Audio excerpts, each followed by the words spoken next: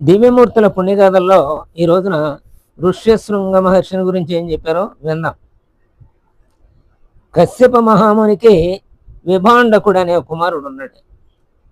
ఒక రోజున అతడు సరస్సులో స్నానం చేస్తున్నాడు. ఎవరు? విభాండకుడు. అక్కడికి ఆయన స్నానం చేస్తుండగా గుణసుందరి అయినటువంటి సురూపి అయినటువంటి సురచర అయినటువంటి ఊర్వశి కనపడింది. ఆమెను చూచాడు.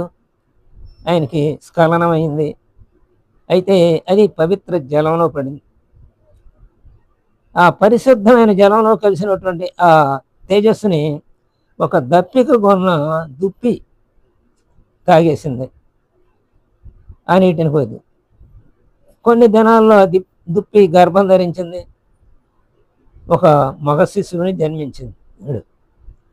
ఈ మృగం ఎవరంటే అసలు వాస్తవంగా పూర్వజన్మలో చిత్రలేఖ అనే పేరుతో ఒక అప్సరస్ ఉండేది.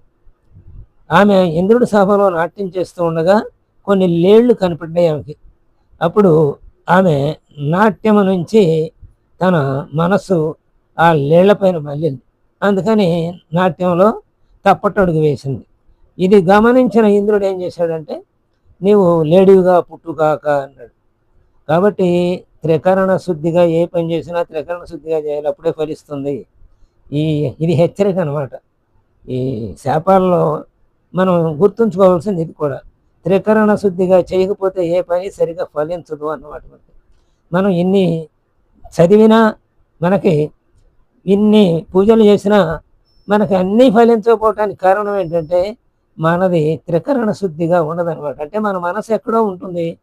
చిత్తం శివుడి మీద, చిత్తం మనస్సు చెప్పుల మీద అన్నట్టుగా మనం పూజ చేస్తూ ఉంటాం, మన మనసు ఎక్కడో తిరుగుతూ ఉంటుంది కదా.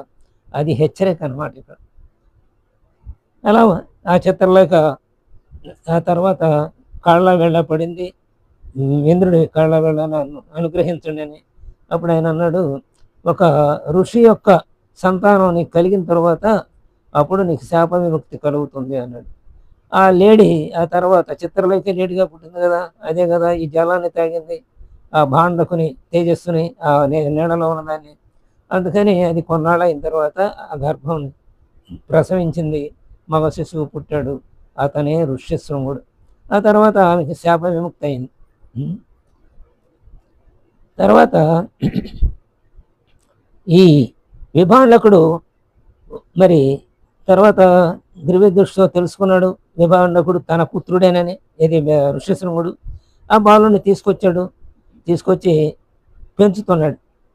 అయితే ఈయన ఆశ్రమం ఎలాంటి చోటు ఉందంటే, ఒక మనిషి కూడా ఎవరో అటు వచ్చేటువంటి ఆ అవకాశం లేనటువంటి అంత లోపల, అడవి లోపల ఆయన ఆశ్రమం ఉంది. అంటే ఒక మనిషిని కూడా చూచి వెరగడు ఋష్యశృంగుడు చిన్నప్పుడు.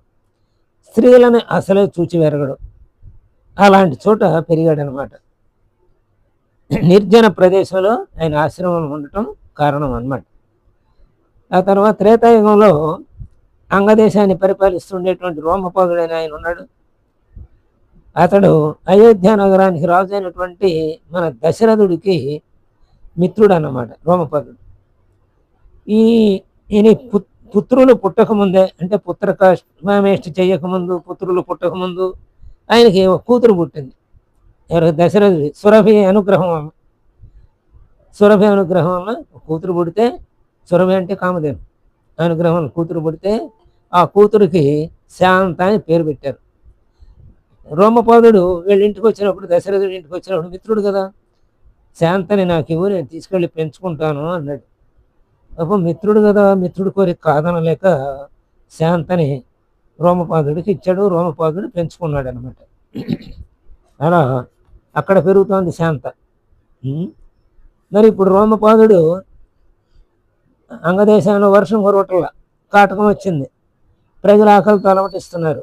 అప్పుడు కొంతమంది బ్రాహ్మణోత్వం అని చెప్పారనమాట రోమపాదుడితో. ఏమీ లేదు, కొంతమంది అప్సరసలను తీసుకొచ్చి వాళ్ళని తపస్సులు చేసుకుంటున్నటువంటి ఋష్యశృంగుడి దగ్గరికి పంపించి అతనిని కనుక ఇక్కడికి రప్పిస్తే ఈ అంగదేశానికి అప్పుడు ఇక్కడ వర్షాలు పడతాయి అని చెప్పారు బ్రాహ్మణ సలహా. అప్పుడు క్షామం తీరిపోతుంది అని చెప్పారు. సరే, మరి ఆ పని చేయాలి కదా, అందుకని ఏం చేశాడంటే విభాండకుడు లేని సమయంలో కొంతమంది అప్సరసులు వచ్చారు. తమ నటనా కౌశలంతో, మృదుమధురమైన సంగీతంతో ఋష్యశృంగుడి మనస్సును రంజింపజేశారు. ఆ తర్వాత వివిధ భక్ష్యాలు తెచ్చారు. అవన్నీ ఆ ఋష్యశృంగుడికి పెట్టారు. అవి తిని పరమానంద భరితుడయ్యాడు వాటి రుచికి ఋష్యశృంగుడు. అంటే ఇంతవరకు అలాంటి పదార్థాలు తినలేదు, అలాంటి స్త్రీలనే ఆయన చూడాల. అంటే అప్పటి వరకు స్త్రీ ముఖం చూచి ఎరగనటువంటి వ్యక్తి ఋష్యశృంగుడు అనమాట.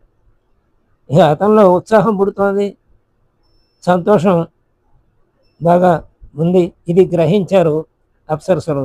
ఆయన తమ వెంట తీసుకెళ్ళడానికి అడిగారు. వచ్చాడు వాళ్ళంటే. అమాయకుడైన ఋష్యశృంగుడు వారితో పాటుగా బయలుదేరి అంగదేశంలోకి వెళ్ళాడు. ఆయన రాజ్యంలోకి, అంటే రోమపాదుడు రాజ్యమైనటువంటి అంగదేశంలోకి ఎప్పుడు ప్రవేశించాడో ఋష్యశృంగుడు అడుగు పెట్టగానే మా కారు మబ్బులు వచ్చినాయి, కమ్ముకున్నాయి, ఆకాశంలో కుంభవృష్టి కురిసింది.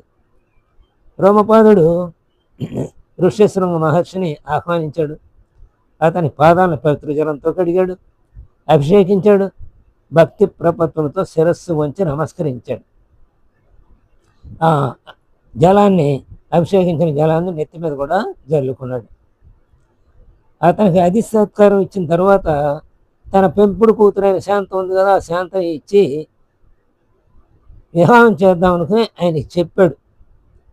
ఆ ముని అంగీకరించాడు, శాంతను వివాహం ఆడాడు. విభాండకుడు మరి తన ఆశ్రమంలో విభాండకుడికి తన కుమారుడు కనపడలేదు. అందుకని వెతుక్కుంటూ రోమపాదుడి దగ్గరకు వచ్చేసాడు. కుమారుడిని చూశాడు, చాలా సంతోషించాడు.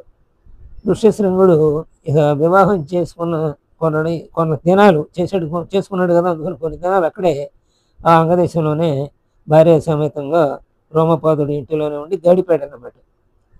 ఇదే సమయంలో అయోధ్య నగరాధిపతి దశరథ మహారాజుకి పుత్ర సంతానం లేకపోయిన కారణం చేత ఆ మంత్రి సుమిత్రుడును తర్వాత వశిష్ఠ మహర్షి, ఆయన ఇంటి పురోహితుడు కదా, వీళ్ళిద్దరూ సలహా ఇచ్చారు.